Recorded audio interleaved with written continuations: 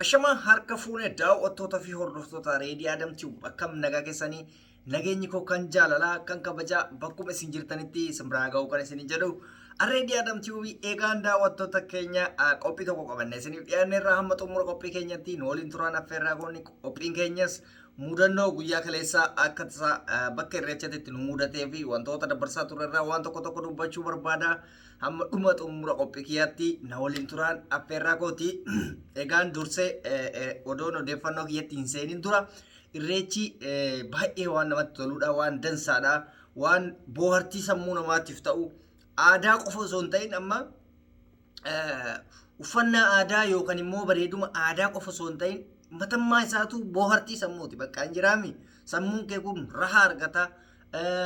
Boqonnaa gaarii argata, gammachuu wayii argata. Akkamiin argatachuu hin dandeessanii fakkeenya fanamma gaafa nama uffata aadaatiin faayamee akkasitti baay'inaan bareedumaan argamu yoo laalu sammuu kootiin gammachuu wayiitu natti dhagamaa. Inni biraa ijoollee babbareedduu qashtii burtukaana ta fakkaatu tana keessa jira. Ta keessa si xabbasuu barbaadda jira, xabbasuu barbaadda jira. So wanni nama hin gammachiifne hin jiru jechuudha. Amma irreecha kanarratti guyyaa kaleessaa maal ture? Irreechi gaarii ture. Garuu isaan dura sodaachisoo baay'eetu ture. Diinotaan ta'e uguma mootummaadhaan ta'e addan baafannee namoonni hedduu sodarraa kan hafe irreecha osoo hin deemin kan hafe hin jiranii garuu baay'inaan argamanii jiranii namni sodaatan tokko hin jiraa miti odeeffannoo yookaan hololuma oofamaa ture san dhuguma itti fakkaate.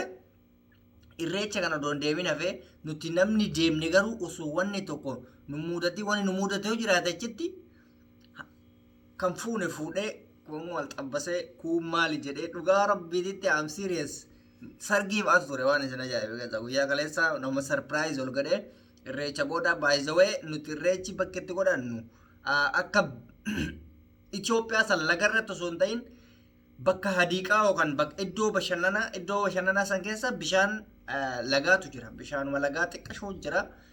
Bishaan namtolchee laga namtolchee jechuudha.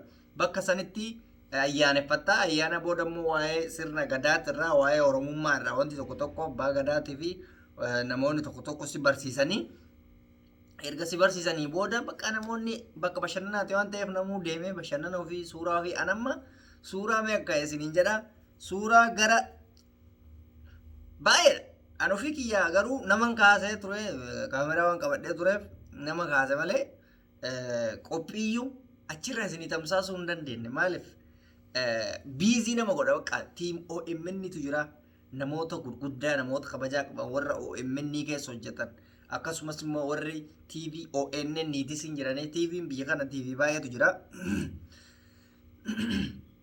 Warra community jira namoota bakka kakkabajamoo aktivistoota kaayiroon beektan kan warroota aktiivist biyya kana jira akka jiruun aktivistoonni fakkeenyaaf kan akka Aslii jiraanii kan akka Dr. Abduusee Mubaarak Musummaa fa'aa Abdii Muktaar Ameeks yuutuubaroonni gurguddaadha bakka Maammar Kadiir Silxee namoota tokko lama isinitti dha'uu hin danda'u bakka namoota gurguddaan hin jedhama jee kaayiroo keessatti guyyaa kaleessa argamanii bakka haala miidhagaa ta'een dabarsine jechuudha.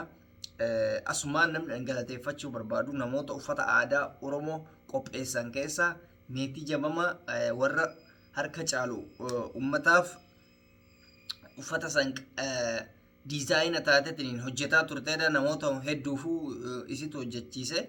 Namoota hojjechiifataniif namoonni kireeffatanillee jira. Diizaayinni ishii baay'ee namatti tolu uffata yoo barbaadan asumaan meetii jamamaatitti bilbiltanii uffata diizaayina barbaadanii suuraa qofa ergitanii fi akka isiniif dalaydu gochuu hin dandeessan. Akkuma barbaadaniitti gosa barbaadaniitti amma dura fakkeenyaaf uffanni akkana hin turre. Uffanni kun uffata aadaa Arsiitii uffata akkanaatiin hin turre. Uffata kombortaa ansoolaa waan adda addaatiin ture. Kun immoo ammayyeeffamee uffatuma akka abbaa gadaa sanirraa wannoo Arsii kan qabu jechuudha. Kana kuloo isa kana akka aadaa Arsii baalattis ni ta'a. Akka kanatti isin dalaguu dandeetti. Diizaayinara baay'ee cimtuudha. Suuraalee kaleessa namoonni kaayiroorraa laaltan yoo jiraatan akka jiruun diizaayinni sun hundi diizaayina meetii jamamaati. Artist meetii jamamaan nama cimtuudha. dhiyeessii garaagaraa kan isinii dhiyeessiti waan ta'eef namoonni biyya biraa jirtan asumaan isin beeksisuu barbaada lakkoofsa isii gama jalaatiin isinii kennuu danda'a uffata diizaayinii ati barbaadde yoo ati faranjii jalallee suuraa kaastee ergite suurama qofa ergitaa fi isiin haala miidhagaa ta'een bakka ati jirtutti sii fiddi jechuudha wannoodhaan poostadhaan so meetii jammamaatirraa uffata aadaatiin akka faayamtan abdii qaba anillee asumaan galatoonfachuu barbaada uffata kana isitu naa dhiyeesse Dr. Anaa fi Dr. Asli uffata kana isitu nu dhiyeesse kabajaa guddaatu sii mala jennaani asumaan anallee na bareechitee jirti jedhee namana so galatoomtu akka kennaatti nuun fedhite uffata kana Anaa fi Dr. Kana waan ta'eef meetii jabamaa hundi keessanuu akka irraa bitattan abdiin isinirraa qaba abdii muktaarillee argitan diizaayina abdii muktaar jaartii haadha manaa isaa wajjin diizaayina hin jirre diizaayina amma dura hin uffatamin hojjetamee fi bakka diizaayina isiin hojjettu kana sani jedhee dinqisiifachuu hin danda'u so irreecha akka kanaatitti oollee jaalallee fidannee maal warri jettanillee jaalallee xabbasee jira kuloo bifa amma argitan kanatti sa'aatii kiyya arafadee isinii dhufe yoo irra sababa kanaatti namni kaleessa ayyaana deeme jaalallee fi jaartii argatee hin galin hin jiru isinii akkasitti quba qabaadha argannee jirraa nagaatti warri biyya biraa Inna akkasii qophii biraa tokko boodarra viidiyoo biraa isinii qabadhee isinii dhiyaadha waan kaleessa achitti ture argine keessa waan baay'ee garaa nama nyaatu tokkotu nu mudate waan nuti hin yaadinii edaa jireenyi moo biyya ormaa kana keessa ta'enne nuti hawaasan quba waliin qabnu guyyaa kaleessa argine dhugaa rabbii kan nama biyya biraa haasa'u malee qabna nama biyya kana rakkina keessa jiraachuu namni dubbate amma dura hin jiru rakkoo hamaatu jira nama osoo nuti hin beekne biyya kana keessatti rakkatee irraa hanga dhumaatti nama akka malee rakkoof saaxilametu ture nuti wanni beeknu hin jiru rakkinni keenya maal inni namoota dhufee nu dubbise malee namoota biraa maal ta'anii maal keessa jiranii jenneetiin haasofsiisuu baay'ee hin dandeenyu maaliif wayi raayin waan ta'eef garuu ani osoo biyya kana jiru rakkoon akkasii ijoollee biyya kanaa mudate jedhee yaadu rakkoo tasuma amma dura biyyoota biraatti argamee hin beeknetu